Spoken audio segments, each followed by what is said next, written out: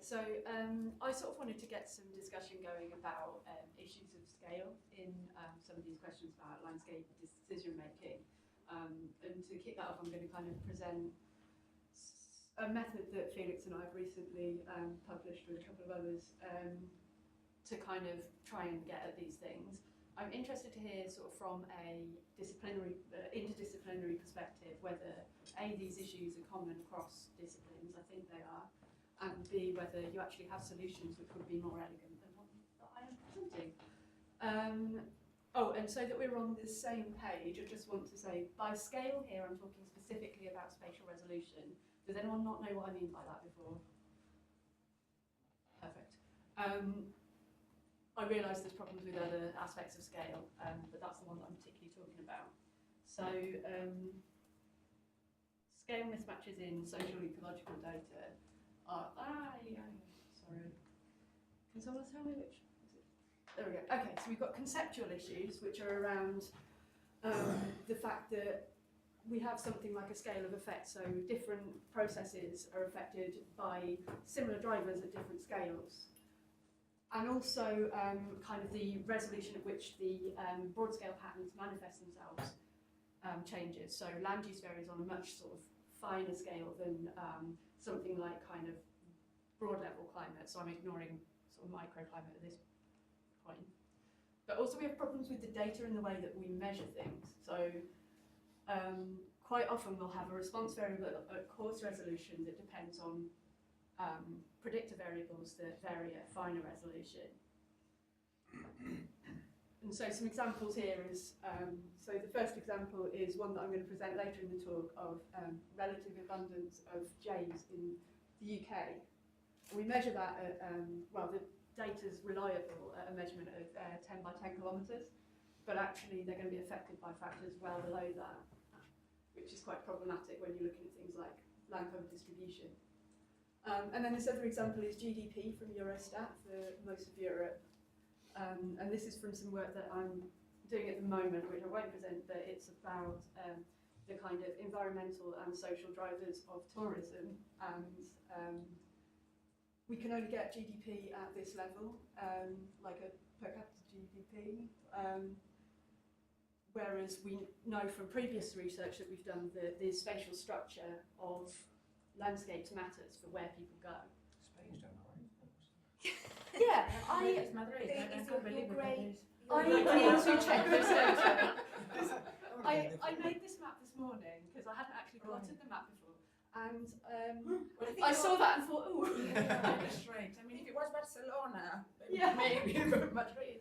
I will look into that one. Perhaps all grey lines are obscuring some of the high value. I mean, the outlines you can't see. Yeah. Yeah, it could be that. Yeah. I apologise, it was a quick map this morning. Anyway, this was not one of the points of interruption.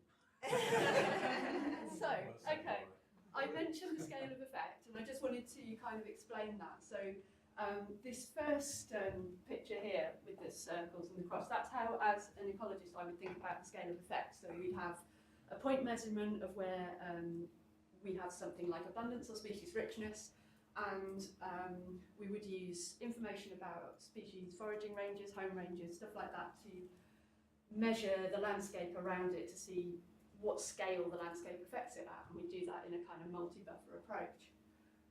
But this circular approach doesn't necessarily work for all kinds of ecosystem services. So the second example is for things like watery ecosystem services, thinking about like catchment and reach-based scales of effective ways of measuring the landscape. And then this third one's more sort of a people-y type one, like recreation. So we kind of view our landscape as in walking distance or view sheds or something like that. So yeah, just to get you an idea of what I mean by scale of effect, I suppose. But I'm only really going to be talking about the first one in this talk. Okay, so the big problem is combining data that's measured at different spatial resolutions. So, and the massive issue with that is that we lose information about fine-scale spatial variation if we just take an aggregate value. So if we just measure, say, variety of land covers or proportion of agriculture or proportion of natural land cover, we lose any information about how it's spatially structured. So we're arguing that before aggregating these data to match a common resolution, you need to calculate any kind of spatial heterogeneity in a moving window before aggregating to the broader scale. And one of the things that we can do with this measure is we can actually identify this appropriate scale of effect. So for our birds, for example, what kind of scale they use the landscape at, what scale best predicts their abundances. And also, and this was the key thing that I wanted to do with this measure, is it allows us to look at cross-scale interactions. So we can have a driver, say, at 10-kilometre resolution and a driver at 30-metre resolution, and we can look at the interactive effects of them on a response, which is difficult otherwise. So I'm going to talk about the method that we've developed, which is this grade changer method. I'm going to test it on simulated landscapes, and that's where I kind of want interruptions for. I'm really bad at explaining simulations. I'll miss something out. Let me know if you don't get what I'm doing, and then I'll show you a case study. I promise it'll be quick. Okay, so the first thing to do in it is to define these analysis scales. So you've got the response grain, which is the grain at which your variable of interest is measured. So it could be something biological, it could be an ecosystem service. You've got the scale of effect, which I explained before, which is this window size. And then the final resolution is, say, something like land cover. And then you've got a function that you calculate within the window, which would generally be a measure of variability. And then, so this responds to a smaller one in a broader scale. So that would be lots of response grain cells where you'd kind of do this spatial smoothing effect across. And then you take average or variance, it depends, I won't go into too much detail on that, but in this case take the average at the broader scale. And we've done some simulations to show that this does capture some of the information about the spatial structure that just taking the measure of variability doesn't. Cool, okay, so the simulated landscapes. The question here we were trying to answer was, can we find the right scale of effect and how much accuracy depending on different landscape structures and things like that. So, right, this is the bit where I'm going to get completely lost. Okay, so I've generated using a sort of fractal Brownian motion algorithm some simulated landscapes. All of them have the same proportion of the, how many land covers is that? 4 different land covers. It's just in a different spatial structure. So in the first case, that's a sort of really highly fragmented landscape, whereas in the latter case, it's you've got very much clustering of land cover types. So what I've done is I've then developed kind of like a broader analysis set of 1,000 of each of these response grains. So so the first scenario is where we've got lots and lots of fragmented landscapes with no spatial autocorrelation in the land covers. So we've got 1,000 all generated with the same level of spatial autocorrelation. Then we've got a second scenario where it's only the first 2, so it's a measure along a continuum there. So that's low and varied spatial autocorrelation. The third one, it varies it along the full range of spatial autocorrelation values. Fourth is similar to the low one but with higher values. And the fifth is no variation between landscapes but high spatial autocorrelation within each landscape. Have I lost everyone at this point? Okay. So then the next thing to do is to look at the scale of effect. So what I've done is I've taken a point. I've got a window which is 1%, 5%, 10%, 50% of the landscape. And then what I've done is use these landscapes to generate my response variable where y for a given window size is the moving window data aggregation method at a given window size plus some level of noise. And that noise is varied from sort of low to high. And that's to look at kind of the difference between where we've got a really good fit to the data and where we haven't. Okay. So now on to the results of that. So when we've got very little noise in the data, we're pretty good at getting the right scale of effect. So this shows you, for most scenarios and for most window sizes, we've got pretty much 100% accuracy, apart from in the no spatial autocorrelation scenario. It just can't pick which window size it is. Similar for when we've got sort of moderate noise in the data. Again, it's the no spatial autocorrelation scenario which is problematic. And even when we've got a reasonable amount of noise in the data, still hitting above kind of like sort of 60 to 75% accuracy of getting the right scale of effect. So I guess the purpose of this is just to say, yeah, we can find the scale of effect using this method. So in the case study, what I wanted to look at was how the interactive effect between climate and land use, essentially. So how coarse resolution temperature and fine resolution habitat interactively affect abundance of Eurasian jays. That is a Eurasian jay. Okay, so these are the data. It's from the BTO Atlas. Not the most recent. Is the most recent one? Jenny, do you know, is that the most recent one? I'm not sure. Anyway, so we've got a distribution of abundance across the UK. And what I've done is I've fitted a GLM with Shannon evenness, which is a measure of diversity of land cover types. And I've measured that at various window sizes. And then I've got temperature, which has only been measured at the 10-kilometre grid cell level, and then percent forest and percent urban cover to control for those factors. And yes, so calculated this measure of variability at multiple window sizes and using a direct application approach of just calculating it at the 10-kilometre cell level. Now this next slide I'm very embarrassed about because I'm going to present you a load of AICs to a room of mathematicians. I have actually got a more elegant way of fitting this model now, which uses a sort of reversible jump MCMC approach, but I haven't rerun the analysis for this particular one, so apologies.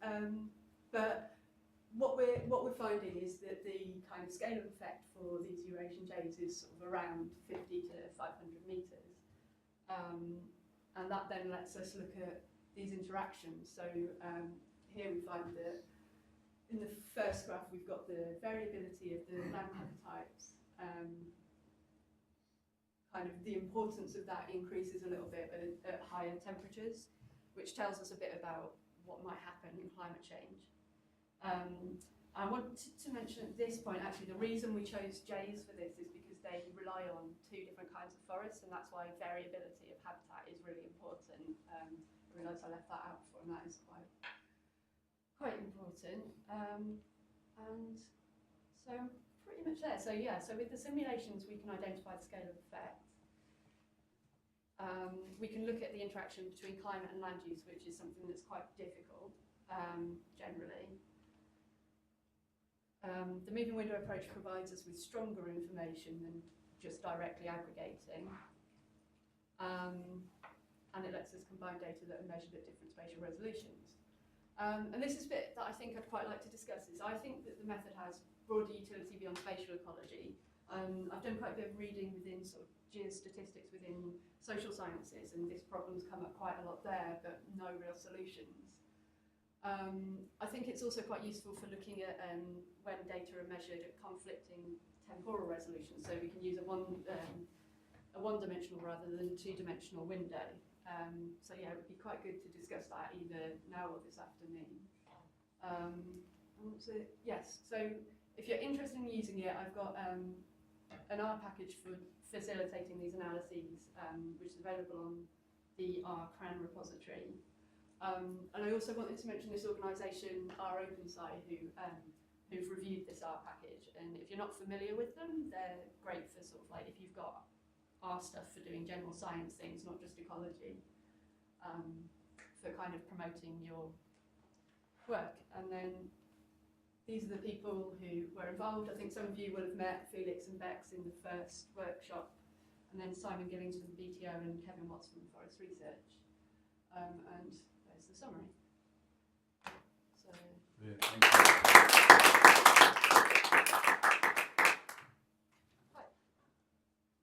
Thank you, really interesting. So to me that looks like a spatially varying coefficient model, would that be right? Spatially varying coefficient model, possibly, yes, that's not a phrase that I'm aware of, but...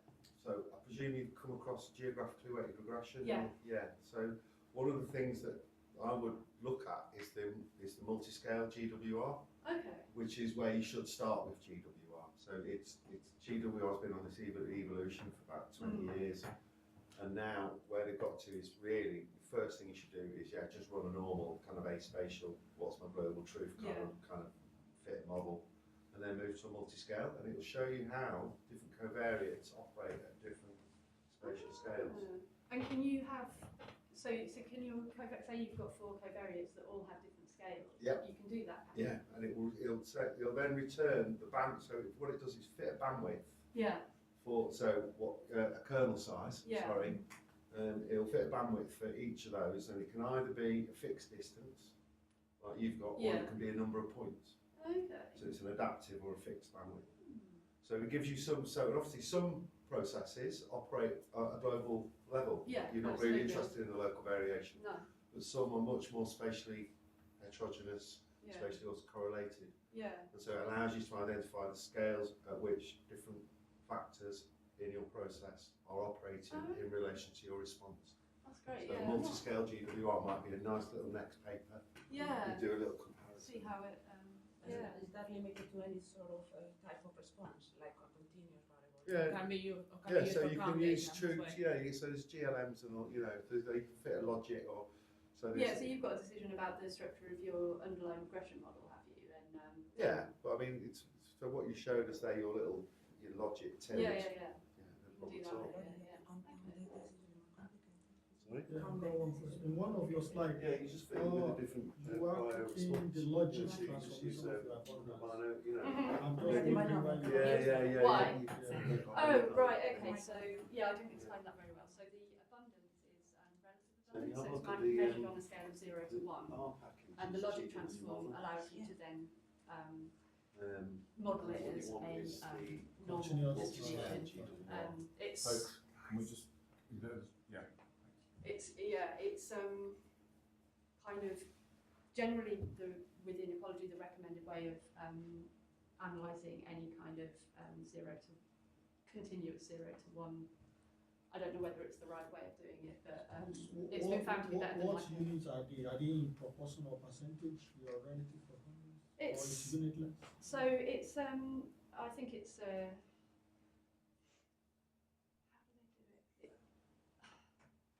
It's max-min scaled, so it takes each cell is a function of the maximum abundance in the whole of the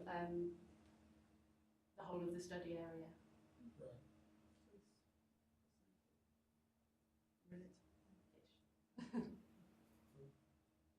Yeah, I'm just wondering because I know one of the reasons why they do logic is when you want to move from discrete to continuous discrete. Yeah, well, I suppose guess it's so. bounded continuous, so it's the same idea, I think.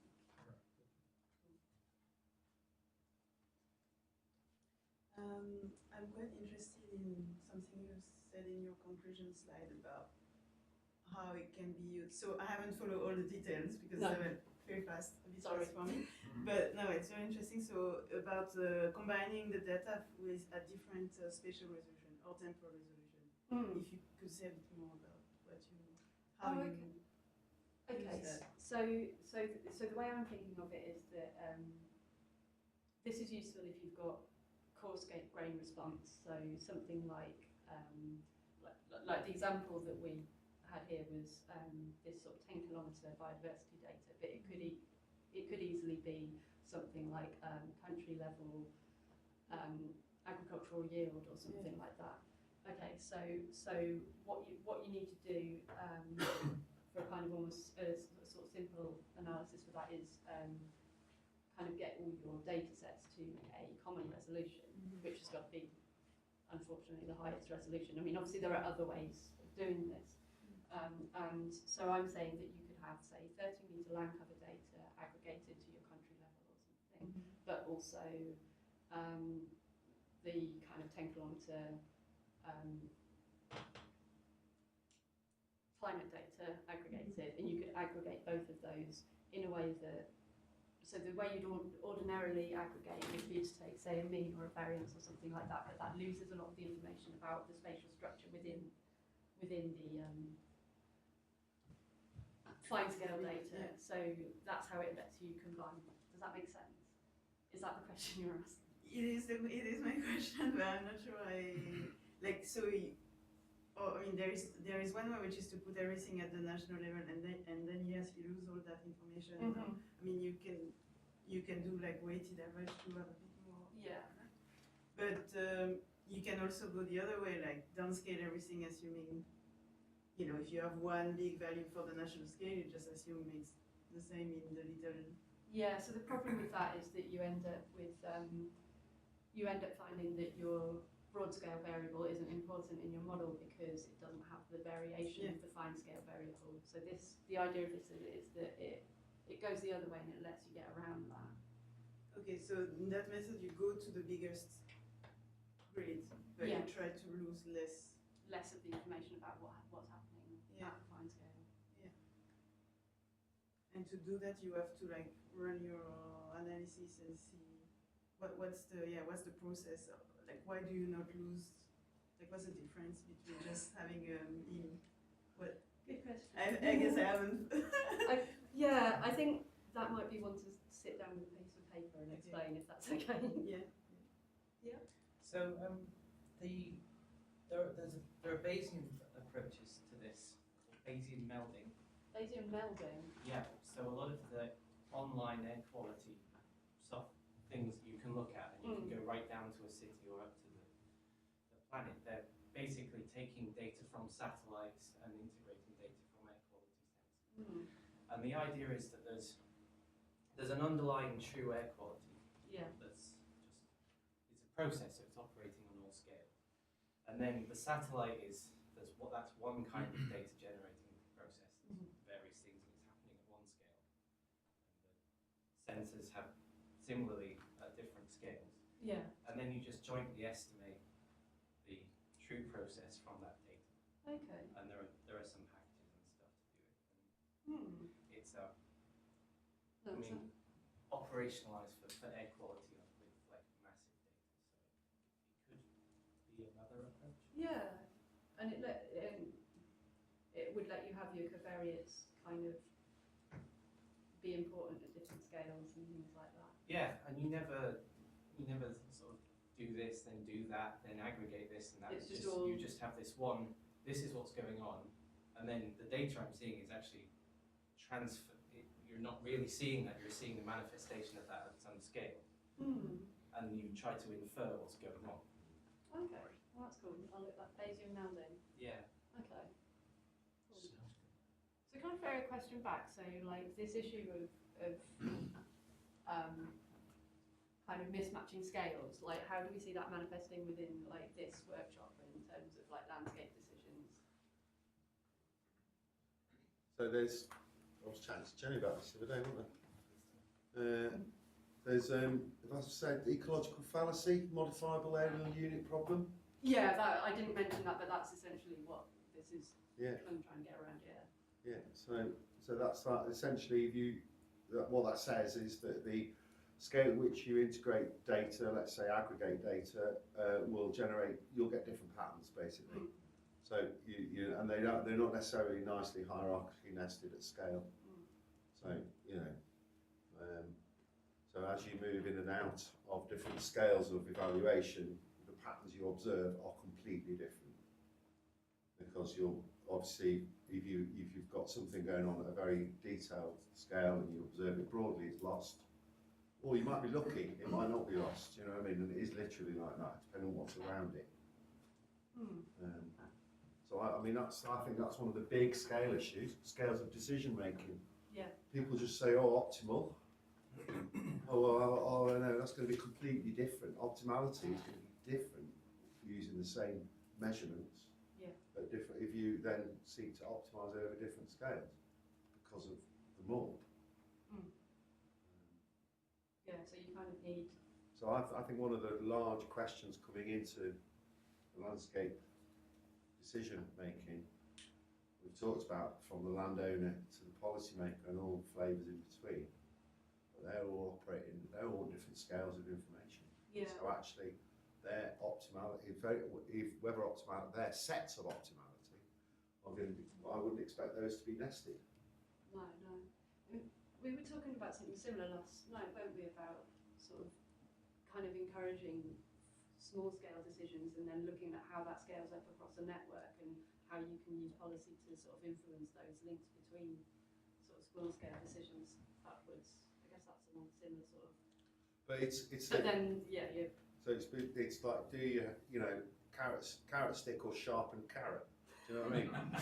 you know, it's one of those, isn't it? Do you know what I mean? Do you nudge do you go to much? Eat that. I've never heard that before. I like it. Oh, it's dangerous threat.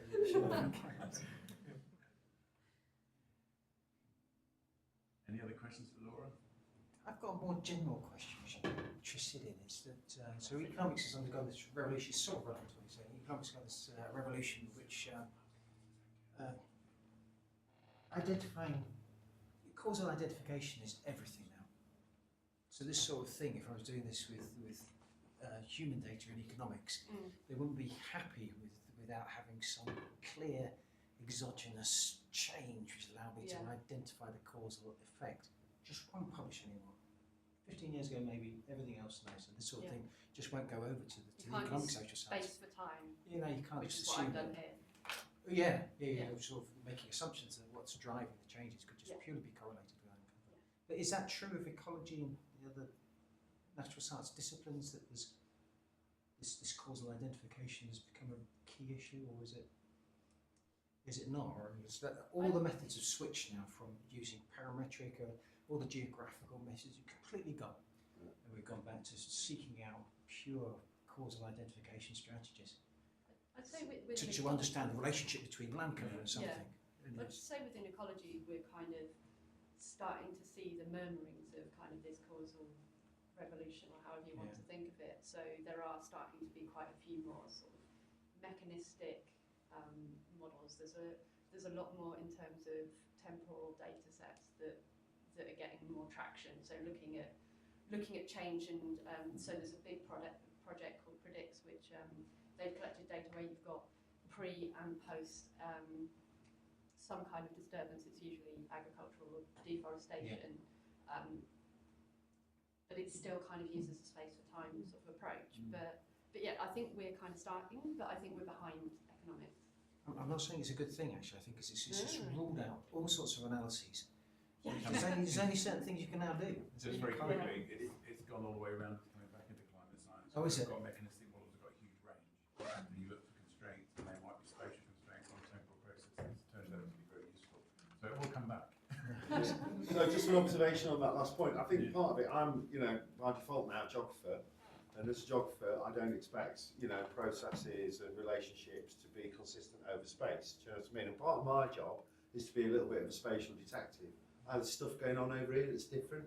All your outliers are clustered. You know what I mean? That kind of stuff. And so a little bit of it is about what your credo is. So for me, I don't believe in a global truth. I'm not pursuing a global truth. I'm looking for spatial variation in process, in relationship. That's my expectation. Birds of a feather, How does that help with policy decision making? Well, what it does is it kind of, so the classic example is like unemployment and crime. And you could draw a nice straight line between changes in unemployment and crime, except there are areas where it doesn't matter how much unemployment goes up, crime doesn't. And so what does that tell you about resilience of communities and things like that? So it is useful because it allows you to kind of unpick global trends much more, so there's something different going on here. What can we learn from it? So you do believe there's an underlying principle, we just don't know enough about it. Yeah, but I'm never seeking the global truth. Sorry. No, I think what Bert was talking about is this, that economics is all about creating these causal links, but building this counterfactual. So your analysis is fine, but if you want to evaluate the effect of a policy on crime, you will have to build a contrafactual how that will have, what it will have happened without that policy in those little. So my argument yeah. would be one size fits none, and you need a different policy there as opposed to there. But And I if you- could help guide you No, on that. and I agree with you that Yeah. these policies have to be heterogeneous, but you want to evaluate whether that policies are effective or not after really learning for a while. These casual links require some contrafactual. Where is this revolution going on building contrafactuals? Yeah. So I think this is a good discussion, and we should have it in the discussion room where there is lunch. You- Thanks, Laura.